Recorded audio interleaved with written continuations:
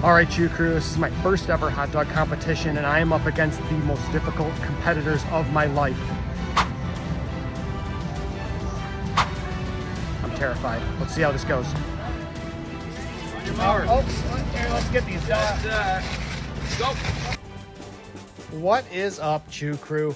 Today's challenge was unlike anything I've ever done because for the first time in my competitive eating career, I wasn't the only one at the big kids table. That's right, the Chew Crew family officially got involved. When we showed up to this hot dog eating contest, the organizers threw us an interesting curveball. They invited my kids, Henry and Amelia, to join in on the fun because their own kids wanted to eat a few hot dogs too. Now, normally we have a pretty simple rule in our house. Dad does crazy food challenges and the kids eat kid-sized meals at a leisurely pace, listening to their bellies and making sure they don't eat too much. But after talking it through with the kids, we explained that this wasn't a competition for them. They weren't trying to beat Dad. They weren't qualifying for the Nathan's hot dog eating contest. But if they wanted, they could sit at the big kid table, enjoy some amazing Kogel's hot dogs. They were all about it. So Henry and Amelia got their chance to be part of the action, and honestly, watching them experience the challenge as members at the table was one of the highlights for the entire day. Speaking of members, memberships are now live for the Chew Crew on YouTube. You can get early access to videos, custom badges, and I'll be doing shout outs to members in future videos. If you're hungry to support this channel, check the join button below.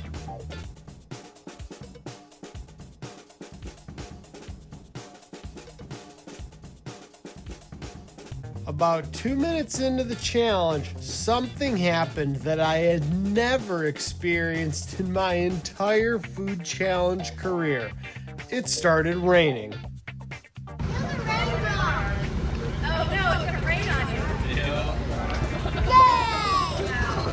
It wasn't sprinkling, not misting, it was raining. My first instinct was to protect the food because obviously no one wants their hot dogs turning into soup before they even get to eat them. So I grabbed the foil and started covering the tray. But looking back, that might have actually hurt me because naturally rain would have softened those buns. And if I had just let nature do the dunking for me, maybe I could have saved myself some effort later. Who knew the weather was going to be part of my strategy? So let's talk expectations. I put a poll out to the Chew Crew asking how many hot dogs you thought I could eat in my very first hot dog eating contest. And the majority of you said 20 plus, which first of all, I appreciate the vote of confidence. Don't get me wrong. Second of all, no pressure, right? Here I am showing up to my first ever hot dog contest and the Chew Crew is basically saying, hey Charlie, no big deal. Just casually eat several packs of hot dogs in about 10 minutes. So I knew I couldn't let you all down. My official goal was 20 hot dogs because that's a respectable first attempt in my eyes. But my stretch goal, 25 hot dogs. At this point, I need to give a huge shout out to my kids because one of my proudest moments as a parent happened during this challenge. As a dad of 3 amazing children, there have been so many moments where I've been amazed at what they've accomplished. But watching Henry figure out a competitive advantage by dunking his first hot dog bun, that was special. Now, was he a fan of the texture? Absolutely not. He told me it was pretty gross. And honestly, I agree.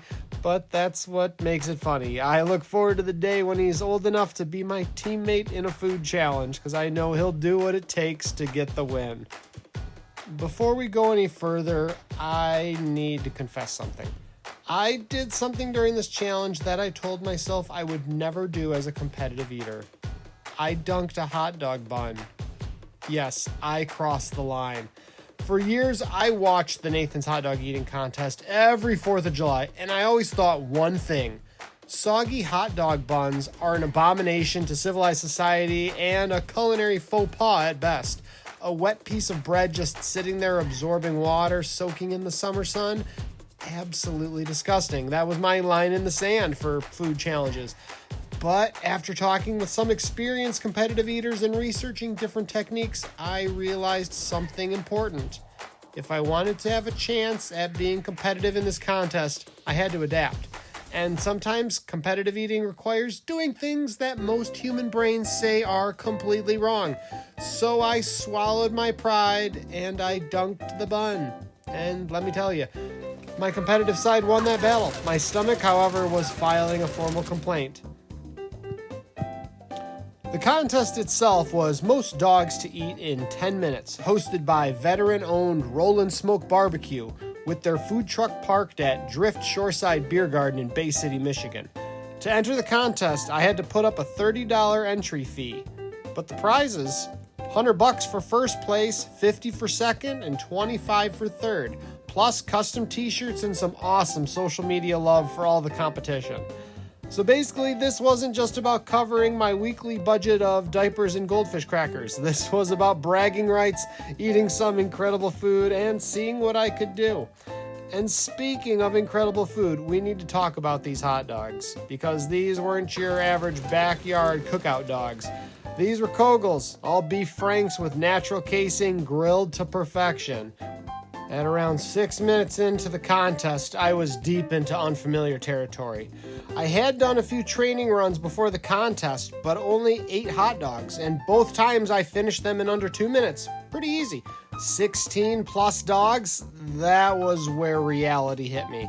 At this time, I hit the wall hard. My stomach was full, and my body was saying, hey buddy, maybe we've had enough hot dogs for one lifetime. But I wasn't sure where I stood with the rest of the competition. I thought I might have had a lead of a couple hot dogs, but I couldn't let off the gas. So I went back to one of the oldest competitive eating techniques in the book, the shimmy, the shake, the belly adjustment. Basically trying to convince my stomach, hey, there's still room, make some accommodations. Because to hit my minimum goal of 20, I had to maintain a pace of at least 1 dog a minute for the rest of the contest. And if I had any chance of hitting my stretch goal of 25, I had to speed things up and try to get more than 2 dogs down a minute.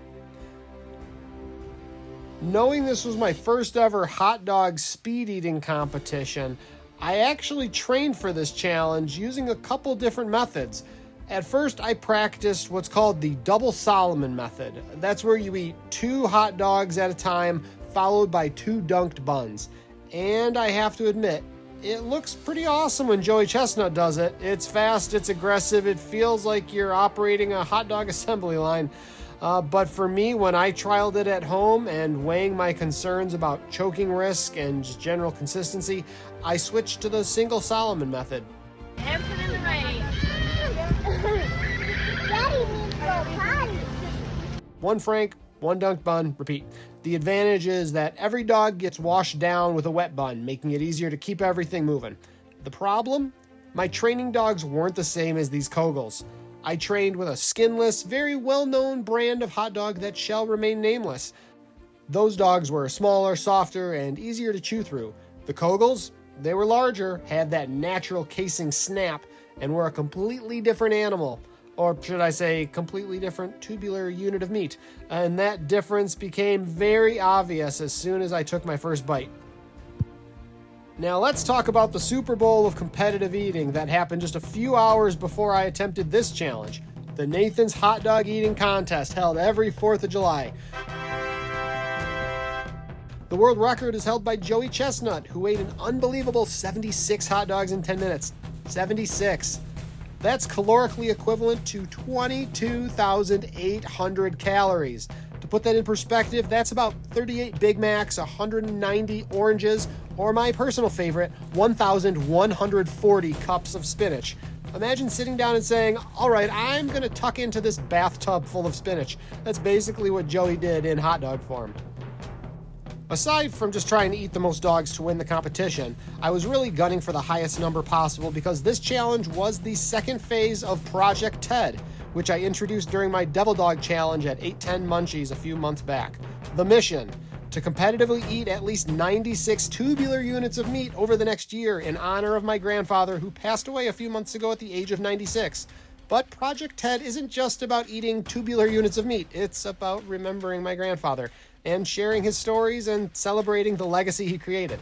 One of my favorite stories about him was from when he was a police officer in Detroit and he worked security detail when the Beatles came to town. I had asked him years ago what it was like to interact with one of the greatest bands of all time. I expected some incredible story, something like him going to an after party with John, Paul, George, and Ringo, maybe an impromptu crowd surfing to Yellow Submarine. Instead, my grandpa just looked at me and said, "They seemed like a bunch of punks." Classic grandpa. And honestly, that's exactly the kind of story I want Project Ted to preserve. The final seconds of this contest are ticking away. I had one more chunk of bun in my hand, and I knew I needed one last dunk to get it down. This was going to be the moment where everything either came back up or the moment of victory as I was stuffed to the gills. But I went for it. I dunked that final piece, shoved it in my mouth when the clock hit 0, and I kept it in to finish at 22 hot dogs. Not 20, not 25, but I got what I wanted, and that was enough to secure the victory by a healthy margin. And those 22 dogs represent approximately 5,940 calories. For perspective, that's equivalent to 85 eggs, 120 Oreos, or about 200 carrots. If you want to see me attempt over 5,000 calories in another sitting, check this video out here. And if you want to see every phase so far of Project Ted, make sure to check out this playlist here. Make sure to subscribe to follow my progress on my goal toward 96 tubular units of meat. I want to give a huge shout out to both Drift Restaurant and Roll and Smoke Barbecue for hosting this amazing event. Thanks as always for tuning in to another doggone good time, and until the next one, stay hungry.